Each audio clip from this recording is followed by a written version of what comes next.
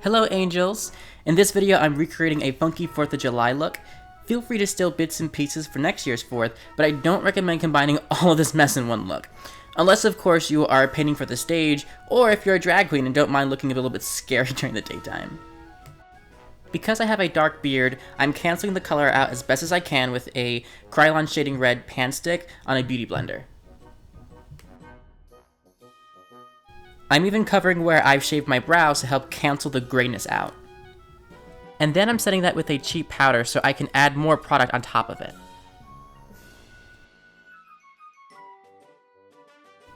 After dusting the powder away, apply a cream foundation of your choice. I use a Krylon paint stick in 4W, and I'm applying liberally over all my trouble areas. However, to make this more expensive product last, I'm combining it with an e.l.f. foundation stick in the color Honey. I'm even adding a cheap liquid foundation from L'Oreal in W3 Warm to really make the product go far and last long. Instead of replacing a $22 product, you are replacing a $5 or $7 one instead, but still getting a very good coverage.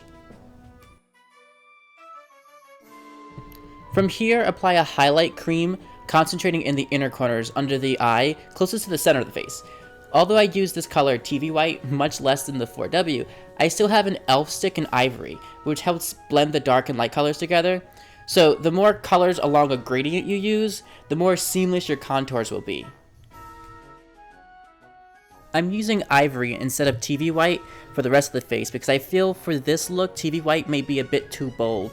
The eyes are already incredibly in your face, so I want to tone down the face as much as possible.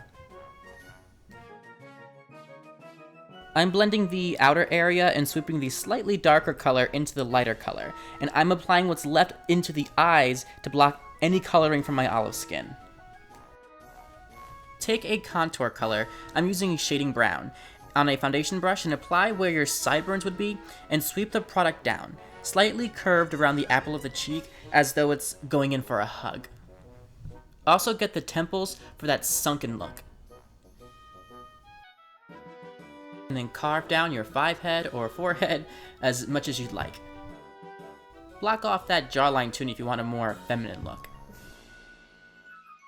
And then we are blending, blending, blending, and if you notice, I use a different color beauty blender for each and every step. So purple was for the contour, pink was for the all-around face, and then this kind of beigey was for the highlight. And if you notice, I'm going back here with the pink to kind of mute out the white that was too much. Now we want to set the face with powder colors that correspond to the creams in some way.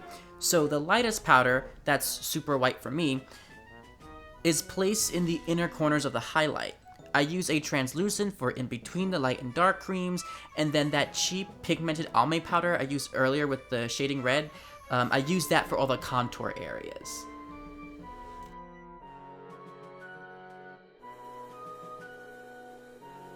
Now, you can let all the powders sit for a couple minutes. We are going to brush all that away eventually, making room for powders that are going to bring back color into the face, making you look more natural. Well, I don't think you'll ever look natural with this look, but I do use a cheap Wet n Wild palette for the first go, and then I dip into a touch of Drama from Shiro Cosmetics. Actually, I'm going to leave a link below because I really, really love Shiro Cosmetics.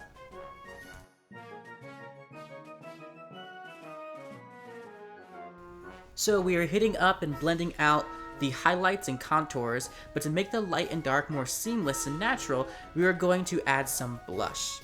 I'm a strong believer that blush is a product you absolutely do not need to spend money on. It is the lightest of powders and often is the first to mute itself during the day or night, regardless of the product you use. So just apply a cheap blush liberally, it will fade, which is what you actually want. If you want a bright, crazy, artsy cheek, just use your favorite eyeshadow instead.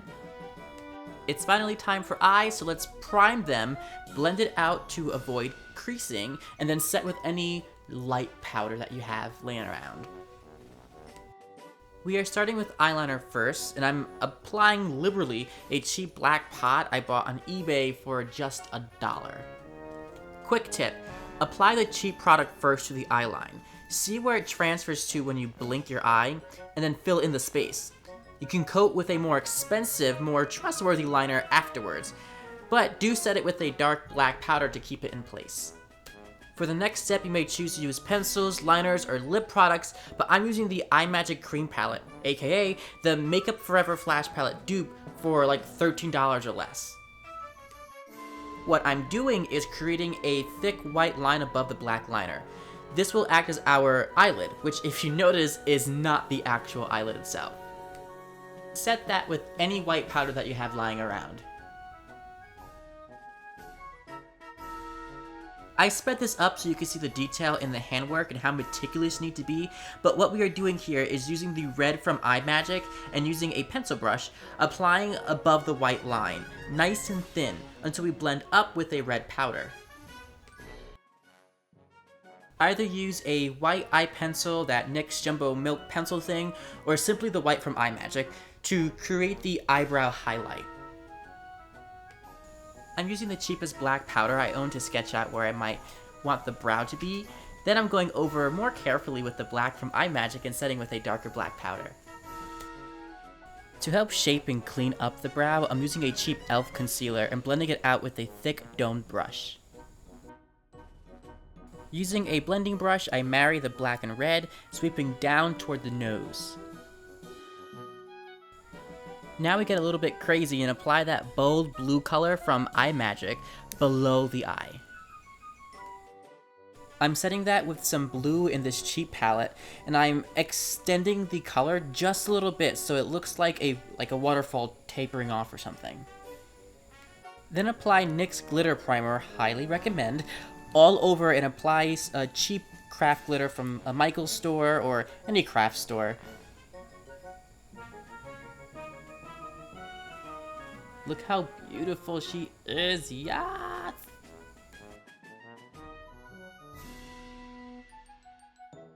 To make use of all that space, draw some stars using the white from earlier. However, it would be totally fine shortening the length of the blue significantly and just calling that a look on its own. As I said earlier, blush fades very easily, so I'm taking the pigmented, again very cheap, blush and reapplying here. Using that white once more, line the bottom waterline to make your eye space grow.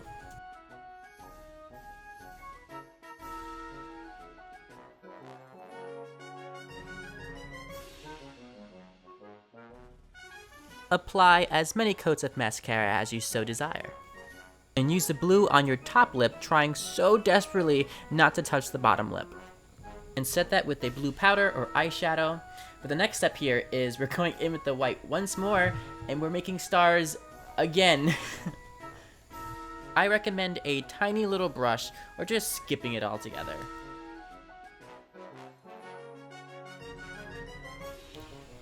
For more fun lip art, alternate between red and white stripes across the entire lip, and then set that with its coordinating powders.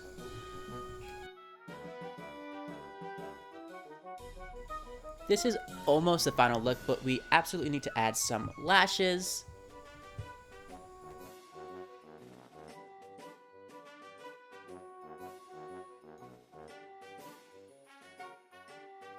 And there you have it. I have some cute pictures on my Instagram, which are featured also on my website, samanthasatan.com. Please let me know what you'd like for me to film next. Feel free to like, subscribe, and make sure you do me a favor and have a wonderful, splendiferous day. Bye-bye, angels.